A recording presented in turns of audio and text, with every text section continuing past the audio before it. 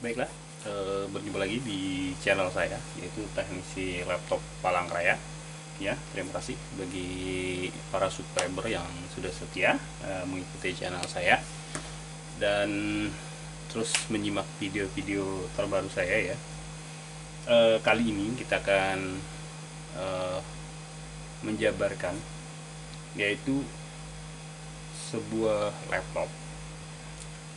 Ini mungkin dulu pada zamannya dia sangat ini tenar sekali,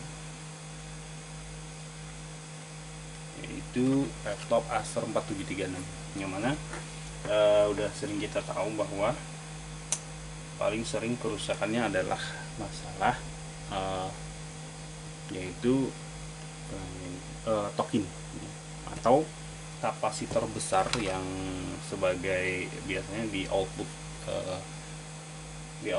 P-core ya, IC P-core. Nah, ini biasanya dia aus, rusak, minta ganti. Hanya saja sekarang lebih mudah ya memasangnya dengan menggunakan kapasitor 4 biji seperti ini. Nah, harusnya sedia kotak besar ya, tulisannya ada tokin gitu. Dan ini mungkin untuk cara pemasangan, penggantian atau gejalanya itu bertebaran lah di internet ya. Ketika kita ketik cara modif token gitu atau mengganti token Acer 4736, maka akan banyak sekali muncul ya, tinggal kita pilih mana yang menurut kita bisa kita ikuti. Oke. Apa saja kerusakan kalau masalah di token ya. Jadi masalah di token ini biasanya dia bisa dengan cara hidup yang pasti hidup tidak tampil gitu ya. Memang sangat banyak sekali kasusnya hidup tidak tampil ya. Saya pernah juga ngalamin ampere hanya 0,2 sekian ya. Kemudian hidup namun tidak bisa sampai Windows, dia akan restart ya. Hidup sampai logo itu, kemudian dia akan ngulang lagi seperti itu terus berulang-ulang. Nah itu salah satu ciri kerusakan di token ya. Oke. Untuk kasus kali ini ya, awalnya itu masalahnya mungkin token, hanya saja selanjutnya itu muncul masalah baru ya.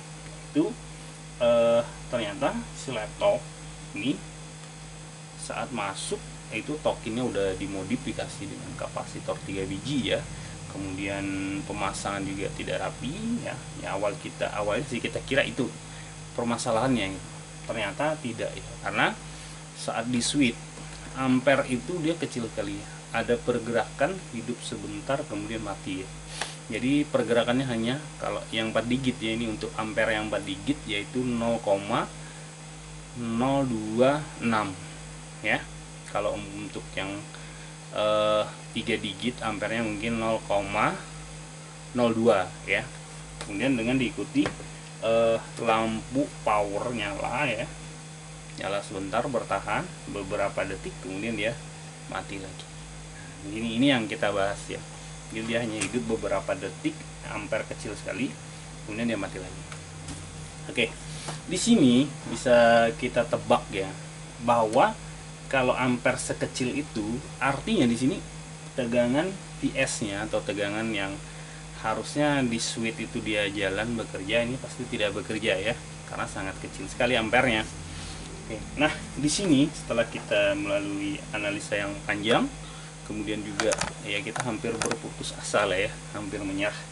Dan ini adalah keputusan terakhir, kalau malam ini nggak dapet, ya tinggal cancel gitu. Nah di sini ternyata ada SOP yang terlewat ya, karena kasus ini memang sih dia harusnya sih jarang ya, jarang sekali. Namun tidak disangka yang ini mengalami kasus itu gitu. Apakah kasus itu gitu ya? Oke, kita akan langsung saja. Jadi seperti kita pahami dalam SOP penerapan analisa servis laptop ya, kalau laptop itu mati total, maka kita harus pastikan bahwa 19-nya itu bekerja atau jalur 19 tidak short, 35 jalan atau tidak ya, short atau tidak ya, seperti itulah ya. Itu paling mudah kita menganalisa ketika kita memperbaiki sebuah laptop. Maka di sini harus kita pahami dulu kasusnya apa, karena pemahaman konsumen dengan teknisi itu beda. Misal contoh kasus mati total, ya. Kasus mati total di konsumen itu semua dianggap mati total, maupun cuma misalnya 3 nggak jalan, 5 nggak jalan, ya, 19-nya jalan, misal 35 jalan tapi no switch. Bagi konsumen itu tetap mati total. Namun bagi kita teknisi itu adalah no switch, ya. Jadi sebentar, mata udah tua, itu harus pakai kacamata. Nah, di sini sedangkan bagi kita teknisi ini adalah no switch, artinya tegangan ini bekerja, namun karena ada syarat yang tidak terpenuhi sehingga si laptop tidak bisa dihidupkan. Ini yang kita pahami sebagai teknisi. Namun kalau user, mereka hanya memahami ketika laptop ditekan tombol tidak bisa hidup, artinya mereka bilang mati, seperti itu, ya. Kasus no display pun tidak jarang konsumen yang bilang bahwa itu mati total, ya. Dengan bahasa mungkin mereka tidak menyebut mati total, laptop tidak mau hidup, seperti itu, ya, hanya ada lampu saja, seperti itu. Oke, kita kembali ke topik. Nah, di sini, ya, ini adalah Acer 4736. Kerusakannya itu seperti sudah saya terangkan tadi, di switch hanya bergerak sedikit saja. Di sini biasanya, ya, masalah ada di KBC. Nah, itu saya bilang ini ada keteledoran dari SOP, ya, yang sampai kelupaan gitu, yaitu masalah di RTC. Jadi RTC ini sangat penting sekali dibutuhkan oleh si ini kita lihat U22 punyanya, nah ini SB, yaitu short breed.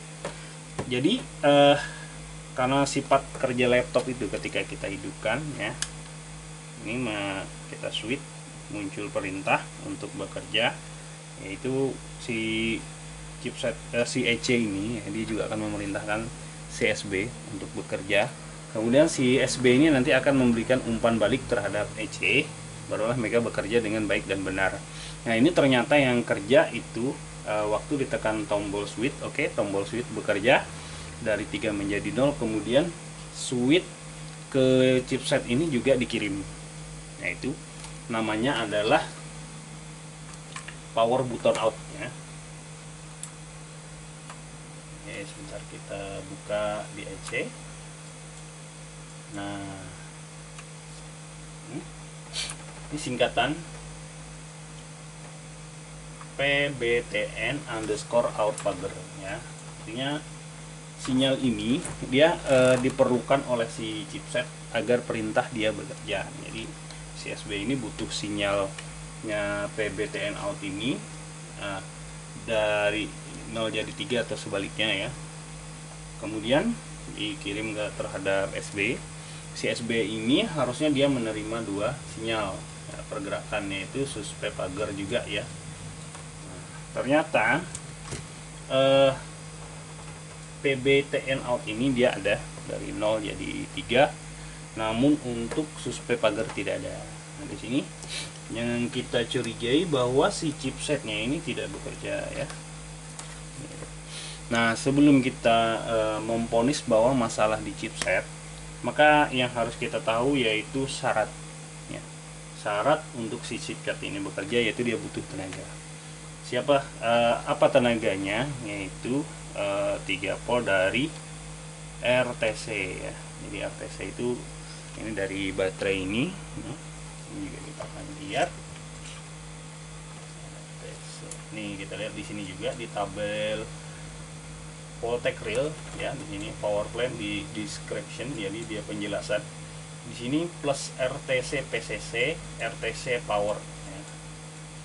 Nah, kita perhatikan dari S5, S3, S1 ini posisinya on, artinya dia hidup dari awal, ya.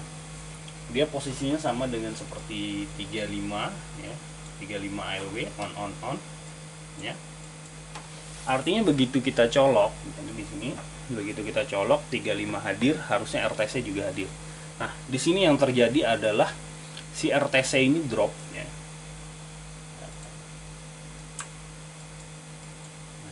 kita lihat di sini ada D30 ya, 30, kemudian ada RTC dikasih 3.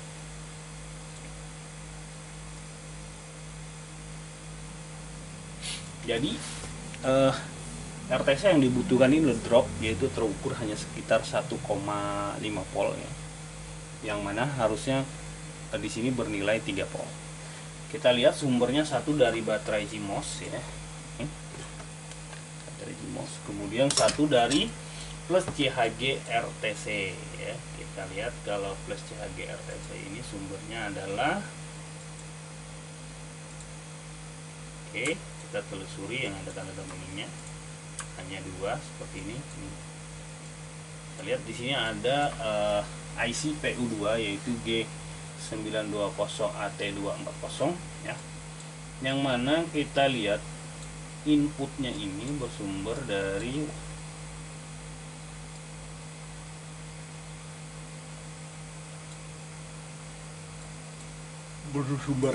pin, yaitu dari pin. Kita tahu bahwa pin adalah tegangan 19 volt, kemudian dikirim sini CHG RTC, cuman di sini dia dikasih R ya buat jembatan. Kita lihat lagi masuk ke sini ada R lagi, namun di sini dia tidak dibagi karena kita lihat yang terhubung ke kaki 2 ini bukan di antara R ya. Oke, di sini kita lihat kaki 2 nya terhubung in, kemudian ground. Nah ini kita lihat dia adalah sebuah IC step down ya. Outputnya di sini 3,3 volt RTC VREF. Nah di ini dia kirim sinyalnya, kemudian melewati 2R yang tentu saja mungkin ini akan drop ya, mungkin tidak terukur 3, mungkin kurang sedikit atau mungkin pas sedikit. Oke, di sini kita lihat, jadi di sini plus RTC PCC ini membutuhkan tegangan kurang lebih 3 volt yang dikonsumsi oleh si chipset SP nya ya, short bridge. Nah, jadi supaya ketika kita switch, kita perintahkan hidup si EC ini, kemudian EC ini memberikan perintah terhadap si SB akan bisa memberi umpan balik terhadap EC, maka baru dia akan bekerja ya, seperti itu. Jadi di sini kasusnya perlu diingat ya, kalau saja nanti kawan-kawan mengalami di switch ya, hanya lampu biru hidup, kemudian ampernya sangat rendah sekali yaitu 0,02 ya. Nah, di sini yang perlu teman-teman perhatikan yaitu tegangan untuk si chipsetnya atau RTC-nya ya. Di sini yang ini terjadi adalah drop tegangan RTC sehingga si chipset ini tidak ada respon untuk bekerja ya. Jadi si laptop tentu saja tidak akan pernah bisa hidup. Jadi dia hidup sebentar mati, seperti hidup sebentar mati ya. Ini laptopnya udah bisa normal ya, perhatikan.